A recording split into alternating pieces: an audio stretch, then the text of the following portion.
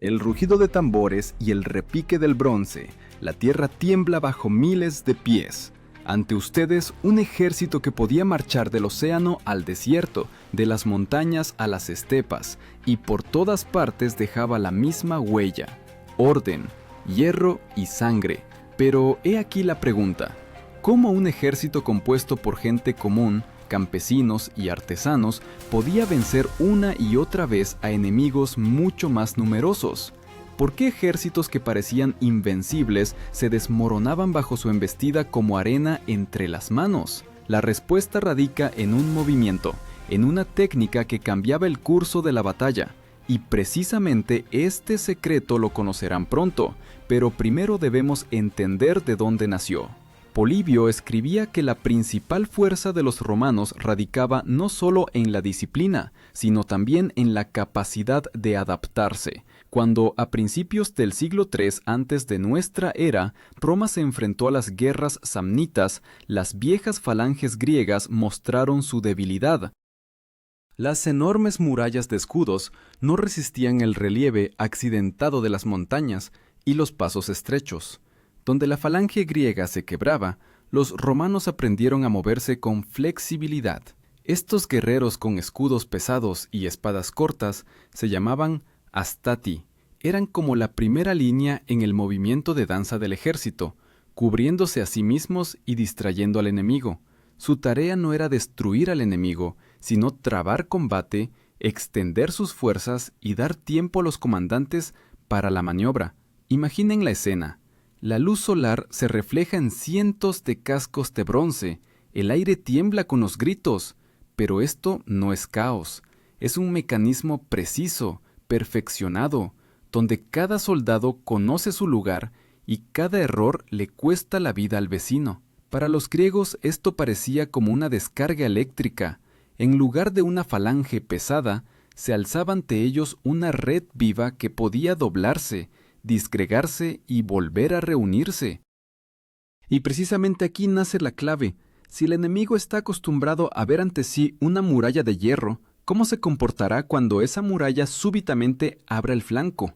Pero hasta esa técnica aún hay que llegar, lo que significa que debemos ver cómo Roma preparaba sus ejércitos para las batallas decisivas. La Roma antigua no ganaba batallas por número, las ganaba por preparación. Polibio escribía que la disciplina y los entrenamientos entre los romanos eran más estrictos que en cualquier otro ejército de la antigüedad. El soldado comenzaba el día con una marcha pesada, 20 kilómetros por terreno accidentado con equipamiento completo.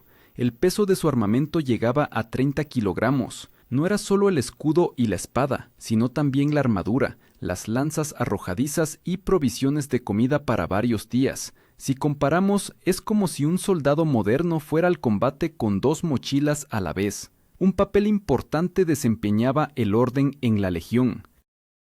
Los guerreros se formaban no en una masa informe, sino en filas claras, divididas en grupos separados. Estos grupos se llamaban manípulos. Un manípulo es una pequeña unidad de aproximadamente 120 hombres que podía actuar independientemente. En esencia, la legión no representaba una muralla de piedra como la falange griega, sino cientos de ladrillos que se podían reorganizar en cualquier combinación. Precisamente los manípulos daban al ejército la flexibilidad que permitía realizar esa maniobra de flanqueo. Imaginen un enorme tablero de ajedrez, donde las figuras se mueven no según reglas estrictas, sino por orden del comandante. Un legado podía desplazar los manípulos hacia la derecha, otro podía adelantarlos, y un centurión podía replegarlos. Al enemigo le parecía que luchaba contra un organismo único, pero en realidad eran cientos de pequeños puños que en cualquier momento podían abrirse o cerrarse. La clave de este sistema eran los oficiales. El legado comandaba la legión, los tribunos vigilaban la disciplina general y el abastecimiento, los centuriones dirigían la formación en lo más espeso del combate. El centurión no era simplemente un oficial, se colocaba en primera línea, junto a sus soldados. Su cresta en el casco era visible desde lejos, y el enemigo entendía: Si este hombre aún vive, significa que la formación no está rota. Pero la disciplina no son solo los comandantes. Los hallazgos arqueológicos muestran que incluso los campamentos de los romanos se construían con precisión matemática, líneas rectas, tiendas idénticas, caminos parejos. Cada soldado sabía cuál era su lugar, lo que significa que incluso de noche, en la niebla o en el pánico de un ataque, el orden no se desmoronaba. Y, sin embargo, ningún sistema tiene sentido sin práctica. Por eso las legiones ensayaban durante semanas las formaciones. Las señales de los trompetistas eran el idioma con el que hablaba el ejército.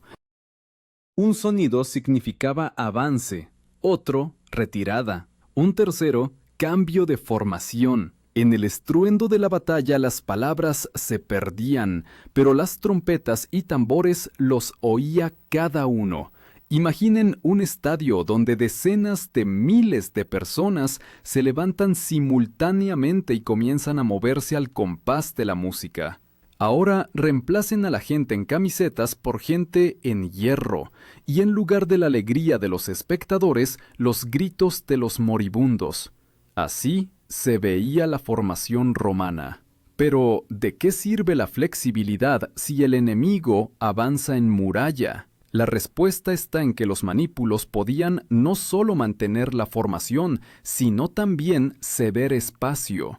Cuando el enemigo avanzaba a fuerza bruta, los romanos abrían las filas, permitiéndole irrumpir en el interior. Parecía que la formación estaba rota, pero era una trampa. El enemigo quedaba en una bolsa, y los manípulos se cerraban a sus espaldas. Así, nacía el terreno para el golpe de flanco. Los historiadores discuten si esta técnica fue aplicada por primera vez contra los samnitas o después, contra los elefantes de Pirro, pero el hecho permanece. Los romanos preparaban sus tropas de tal manera que en cualquier momento se pudiera romper el curso habitual del combate. Y ahora, imaginen a un enemigo seguro de su victoria. Ve ante sí una formación común, lanza todas sus fuerzas al ataque, y precisamente en este momento, la legión comienza su transformación, de línea recta a gancho mortal. Pero ¿cómo exactamente comenzaba esta transformación? Lo veremos en lo más espeso del combate. La mañana de batalla siempre comienza igual, niebla, aire frío y silencio resonante antes de la tormenta. Pero precisamente en este silencio nacía el miedo, y para los enemigos de Roma se volvía profético. Según las palabras de Livio, los ejércitos romanos se movían al campo de batalla no como una multitud, sino como una corriente ordenada. La columna de legionarios podía extenderse por varios kilómetros, y sin embargo cada uno conocía su lugar. Al frente, exploradores y caballería. Tras ellos la infantería pesada. Cerraban la marcha los bagajes con grano, carne e incluso fraguas móviles. El orden de movimiento determinaba el éxito.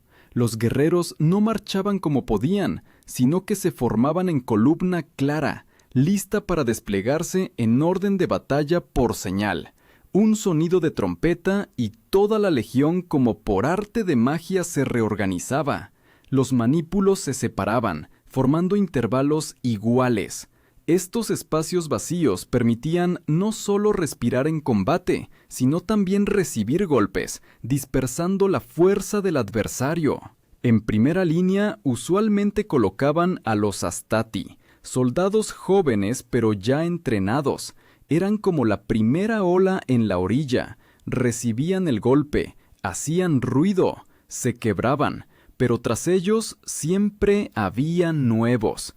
A continuación iban los príncipes, combatientes más experimentados con mejores armaduras. Sus escudos brillaban por el bronce pulido, y las espadas, gladius, eran más cortas que las lanzas griegas, pero mortalmente cómodas para el combate cercano. Y finalmente, en la tercera línea estaban los veteranos, los triarii. Estos ancianos eran la última reserva, la última esperanza. En Roma incluso decían, el asunto llegó a los triarios cuando la situación se volvía crítica. Pero no solo la infantería determinaba el desenlace, una parte importante del inicio de batalla era la caballería. Los jinetes, armados con lanzas, se colocaban en los flancos. Su tarea era simple, proteger los bordes vulnerables de la legión. Si el enemigo intentaba venir por el costado, precisamente, la caballería debía detenerlo. Pero a menudo, precisamente aquí comenzaba lo más importante, la preparación para el futuro golpe de flanco. Imaginen cómo esta masa de gente sale al campo. Primero polvo ligero sobre el campo, luego el ritmo de pasos, después el brillo de cientos de lanzas. El murmullo se volvía más fuerte hasta convertirse en verdadero estruendo. Para los enemigos esto no era simplemente ruido, era el presagio de la muerte. Sin embargo, incluso entre los romanos, el inicio del combate rara vez transcurría sin problemas. Las fuentes mencionan que el enemigo a menudo usaba técnicas inesperadas. Así, en la batalla contra Pirro, los elefantes de guerra se estrellaron contra las líneas delanteras y los Astati vacilaron. Los soldados veían por primera vez estas torres vivientes, rugiendo y arrasando hombres y escudos. Pero precisamente la disciplina y la capacidad de reorganizarse salvaron a la legión de la derrota. Los manípulos se abrieron, dejando pasar a los elefantes hacia adelante, y desde los flancos los cubrieron de lanzas. Elemento clave del inicio del combate: las señales. Polibio señalaba que sin trompetistas y estandartes el combate se habría convertido en caos. Cada sonido de trompeta era como la orden de un director en la orquesta de la muerte. Un sonido, movimiento hacia adelante. Otro, retirada. Un tercero, reorganización. Para los enemigos esto parecía brujería. La formación de los romanos ya se comprimía, ya se expandía, pero nunca se quebraba. Los hallazgos arqueológicos muestran que en los campamentos de los legionarios encontraban huesos de animales con marcas. Estos son restos de sacrificios antes de la batalla. Los soldados creían que los dioses les indicarían el día favorable para el ataque, y si los augures decían que los presagios eran buenos, la legión salía al combate con confianza, como si el mismo destino estuviera de su lado. Pero el destino rara vez es simple. El inicio del combate es siempre caos, donde los gritos de los heridos se mezclan con el rugido de las órdenes, donde la sangre en la hierba se mezcla con el barro. Y sin embargo, precisamente en este caos, los romanos sabían esperar. No se lanzaban a la furia de inmediato, no intentaban romper al enemigo con el primer golpe. Sabían, lo principal aún estaba por delante. Y llega el momento cuando el enemigo se agotó en los primeros ataques, sus líneas ya no son tan densas, sus soldados están cansados. Piensa que casi ha vencido, que los romanos están a punto de vacilar, pero precisamente en este instante el ejército comienza a moverse de manera diferente. Los manípulos se desplazan, los flancos cobran vida, y en el aire nace la sombra del futuro golpe. Así comienza la transición al clímax, el momento cuando la técnica oculta se convertía en trampa mortal. El verdadero drama del combate romano comenzaba no con los primeros choques, sino cuando el enemigo se sentía vencedor. Polibio escribía que la principal fuerza de la legión se revelaba precisamente después de las primeras olas de ataque, cuando el ejército ajeno ya gastaba fuerzas y los romanos solo se preparaban para dar el golpe principal. Para este momento, los manípulos como figuras de ajedrez ya estaban en las posiciones necesarias, y entonces entraba en acción la técnica que rompió cientos de ejércitos, la maniobra de flanco. El flanco es el costado del ejército. De frente, el enemigo puede ser fuerte, sus lanzas pueden cerrarse en muralla, pero de costado está indefenso. Precisamente por eso los romanos buscaban romper la formación del adversario y golpear donde no lo esperaba. Para hacer esto, la legión primero recibía el ataque de frente, permitiendo al enemigo estrellarse contra los Astati. Los soldados jóvenes resistían cuanto podían, y si la formación comenzaba a vacilar, en ayuda avanzaban los príncipes. Parecía que todo iba según el guión habitual, pero precisamente en este momento, por señal de trompeta, la caballería y los manípulos en los bordes de la formación comenzaban el movimiento. Imaginen este momento. El enemigo presiona hacia adelante. Sus soldados con gritos se estrellan contra los escudos romanos. Se oye el repique del hierro y el crujir de lanzas.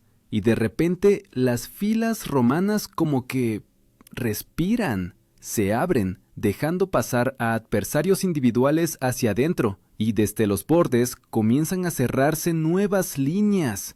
Era una trampa. El adversario quedaba rodeado, y desde los flancos lo recibía infantería romana fresca. Aquí, el elemento clave era la caballería romana.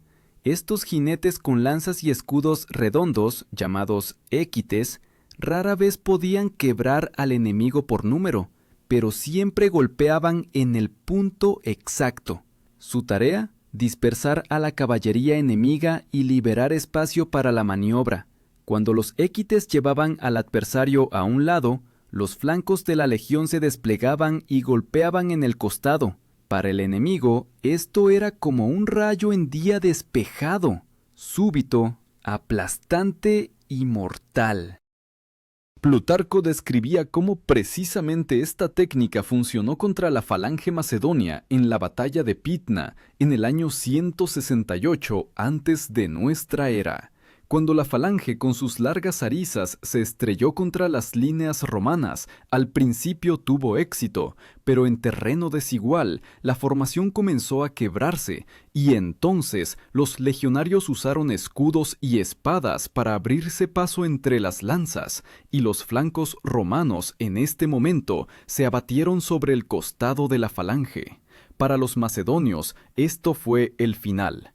Las zarisas, tan temibles en combate frontal, resultaron inútiles cuando el golpe vino de costado. Esta maniobra no era simplemente una astucia militar, era un arma psicológica. El enemigo que pensaba que vencía, súbitamente se encontraba en un círculo. Los gritos de triunfo se cambiaban por gritos de horror. Donde aún un minuto antes había confianza, surgía pánico. Tácito señalaba que los centuriones a menudo ordenaban específicamente a su gente retroceder un poco, creando la ilusión de debilidad. El enemigo se lanzaba hacia adelante, ganando confianza, y precisamente entonces el golpe de flanco quebraba su voluntad. Esto no era simplemente una técnica, era un juego con la psique humana, con la codicia por la victoria. Los datos arqueológicos confirman la escala de tales combates. En los lugares de batallas encuentran acumulaciones de puntas de lanza y fragmentos de espadas, precisamente en los flancos, lo que indica dónde se decidía el destino de la batalla. Allí donde comenzaba la maniobra, siempre encontraban más cuerpos. Imaginen un estadio donde un equipo casi anota gol y de repente en el último momento el balón se le escapa de los pies y vuela hacia la portería contraria. Solo que a diferencia del deporte, aquí no había segunda oportunidad. Si el golpe de flanco romano funcionaba, los ejércitos de los enemigos se desintegraban como vidrio agrietado. Pero cada maniobra tiene su precio. Para ejecutar este plan se requería disciplina absoluta. Un legionario que se asustara y corriera antes de tiempo podía abrir una brecha. Un comandante que diera la señal demasiado pronto podía arruinar todo el plan. Y sin embargo, las legiones una y otra vez llevaban esta táctica a la perfección. Precisamente la culminación del combate, el momento del golpe de flanco, se convertía en ese segundo cuando se decidía el destino de pueblos enteros. Pero la victoria aún no significaba el final. Había que consolidar el éxito y convertir la huida dispersa de los enemigos en derrota definitiva. Y aquí llegaba el final. El desenlace que cambiaba no solo el resultado de una batalla, sino la dirección de toda la historia.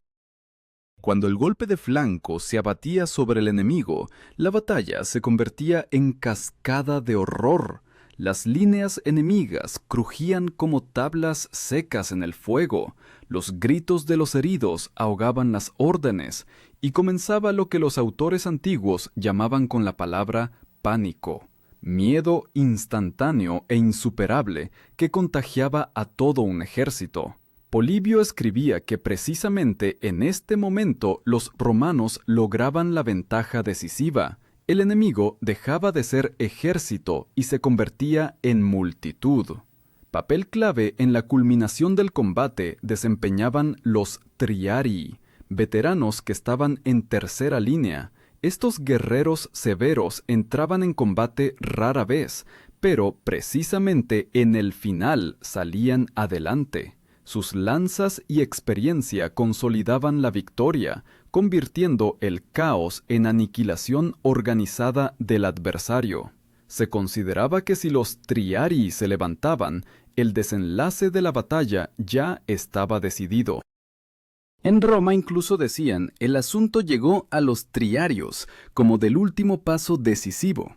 Imaginen este momento. Polvo levantado por miles de pies cubre el horizonte, el sol convierte el aire en espejismo caliente, y de repente, de este espejismo salen veteranos con lanzas pesadas. Para el enemigo que huye, esto era como una muralla que creciera de la tierra, donde esperaba salvación, lo recibía un nuevo golpe. Pero no solo los guerreros consumaban el desenlace, los oficiales, legados, tribunos, centuriones, en este momento tomaban las decisiones más duras. El centurión iba al frente, con grito y espada alzada, para que su gente no vacilara. El legado dirigía el movimiento general de la legión, canalizando corrientes de soldados hacia los lugares más vulnerables. Su objetivo era simple: convertir la derrota del enemigo en exterminio completo. Las cifras hablan por sí solas. En la batalla de Pydna el ejército macedonio perdió 20.000 hombres, otros 11.000 cayeron prisioneros. Entre los romanos murieron solo unos 100. Esto no es simplemente victoria, es destrozo comparable a como un equipo profesional destrozaría a aficionados con marcador de 100-1. Las fuentes mencionan otro elemento clave: la persecución. Los romanos no se detenían cuando el enemigo se ponía en fuga. Su caballería e infantería ligera corrían tras los fugitivos, convirtiendo la retirada en masacre. Apiano escribía que después de tales batallas la tierra estaba sembrada de cuerpos y los ríos se volvían rojos de sangre. Los hallazgos arqueológicos confirman la escala de la tragedia. En lugares de batallas encontraban fosas con huesos, donde en una capa yacían cientos de esqueletos, hombres, animales, fragmentos de armas. Estos testigos mudos muestran: los romanos no dejaban a los enemigos segunda oportunidad. Y sin embargo, el desenlace de la batalla no es solo sangre. Siempre era el momento cuando se decidía el destino de pueblos enteros. Después de Pydna, Macedonia dejó de existir como reino independiente. Después de Canas, donde Aníbal usó la misma técnica de flanco contra los propios romanos, Italia temblaba de miedo. Cada vez que funcionaba esta maniobra, cambiaba el mapa del mundo. Piensen, una táctica, una técnica, y el resultado eran caídas de reinos, muerte de dinastías, ocaso de imperios. El enemigo veía cómo sus mejores tropas se quebraban en unas horas, y entendía: ninguna superioridad numérica, ningún valor pueden resistir contra la disciplina férrea y el cálculo frío. Pero el final de la batalla era solo parte de un plan mayor. Los romanos no se detenían en la victoria, la convertían en instrumento de política. Las tierras capturadas pasaban bajo el poder del Senado, los guerreros prisioneros se convertían en esclavos, y la misma memoria de la derrota permanecía en los pueblos por generaciones. Y precisamente aquí surge la pregunta: si una maniobra podía decidir el destino de toda una civilización, ¿qué puede enseñarnos hoy? La respuesta nace no en las cifras mismas ni en las crónicas antiguas, sino en lo que se oculta tras estas victorias, en la voluntad humana, la disciplina y la capacidad de actuar cuando parece que todo ya está perdido. Y así llegamos al último paso: el momento cuando una táctica individual se convierte en parte de la eternidad. Los romanos no simplemente vencían, convertían cada victoria en instrumento de poder. Precisamente por eso, su maniobra de flanco no era simplemente una astucia militar, se convirtió en símbolo de cómo el cálculo frío y la disciplina férrea pueden cambiar el destino de pueblos enteros. Los historiadores señalan que, después de cada gran batalla donde las legiones aplicaron esta técnica, el mapa del mundo cambiaba. Después de Pydna, Macedonia perdió la independencia, su ejército fue destruido y las ciudades se sometieron a Roma. Después de Sama, donde Escipión el africano usó el mismo esquema contra Aníbal, Cartago perdió definitivamente la oportunidad de dominio en el Mediterráneo. Los hallazgos arqueológicos en Numidia muestran enterramientos masivos de guerreros cartagineses, lo que confirma: el desenlace no fue casualidad, sino aniquilación premeditada. Pero la fuerza de esta maniobra no estaba solo en las armas, estaba en que los romanos sabían aprender de sus propias derrotas. Después de Canas, donde el mismo Aníbal aplicó el golpe de flanco contra ellos, Roma no cayó. Al contrario, convirtió su derrota en escuela. Polibio escribía que los romanos nunca consideraron la derrota como final, sino solo como lección. Precisamente por eso su ejército con cada década se volvía más flexible y letal. Término importante para entender el legado de esta táctica: disciplina. Esto no es simplemente disciplina en nuestro sentido. Para los romanos, disciplina era modo de vida, deber sagrado. Significaba disposición para cumplir órdenes, incluso si conducían a la muerte. Convertía a campesinos simples en guerreros que podían estar horas en formación bajo sol abrasador, esperar la señal y golpear en el instante que lo decidía todo. Imaginen, miles de personas, diferentes por edad y origen, se convierten en un cuerpo que respira al compás de las órdenes. Sus enemigos veían solo una muralla de hierro, pero tras esa muralla se ocultaba una máquina donde cada pieza conocía su lugar. Precisamente, esto convertía la maniobra de flanco en arma que no envejecía por siglos. Los investigadores militares modernos señalan que los principios de la táctica romana aún se estudian en academias. En la base de las doctrinas modernas yace la misma idea: no atacar al enemigo de frente, donde es fuerte, sino buscar vulnerabilidad de costado, por la retaguardia, donde no espera. De hecho, cada flanqueo en la guerra moderna es eco de la tradición romana. La arqueología añade a esto confirmación silenciosa. En lugares de campamentos antiguos encuentran líneas perfectamente rectas de fosos y caminos. Estas huellas muestran que el ejército podía en una noche convertir el campo en fortaleza.